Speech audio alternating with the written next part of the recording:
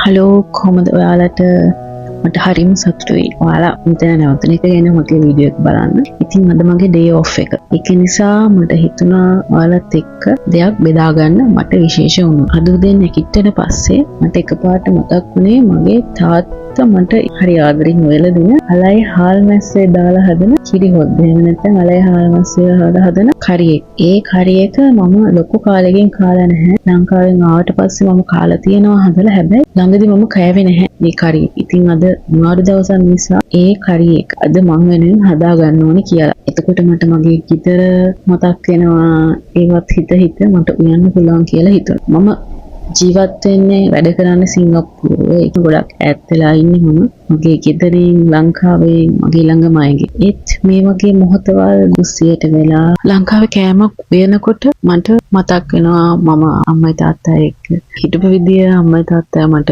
උයලා දීපු විදිය, ඒ රස, ඒ සුවඳ, මේ හැම දෙයක්ම මතක් වෙනවා. ඉතින් මට ගෙදර මතක් කරගන්න ආපහු මම ගෙදර ඉන්නේ කියලා වගේ හැඟීමක් දැනෙන්න මේ වෙන එක මට ගොඩක් උදව්වක් වෙනවා. ඉතින් මම ඒකට ගොඩක් ස්තුතිවන්ත වෙනවා. උයලා ඉවරනාට පස්සේ මම වාඩි වෙලා ලොකු බත් පිඟානක් කෑවා. මං හිතන්නේ මම සති ගානකට පස්සේ මෙච්චර බත් පිඟානක් කෑවොත් කොහොමද ගොඩක් කාලයක් මට දැනෙන්නේ හරිම හොඳ හැඟීමක් දැනෙන්නේ. ඒක පහසක් සතුටක් කොසි ෆීලිං එකක් දැනෙන්නේ. හරියට නිකන් මගේ ගෙදරේ කොටසක් මට අද ළඟට ආවා වගේ හැඟීමක් අද දැනෙනවා. අද මං හදාගත්තු කෑමත් එක්ක. ඔයා ගෙදරින් ගොඩක් ඈත් වෙලා නම් ඉන්නේ මම වගේම මං හිතනවා ඔයාටත් පුළුවන් ඒ පහසුව සතුට මතක් කරගන්න රුටින් එකකින්.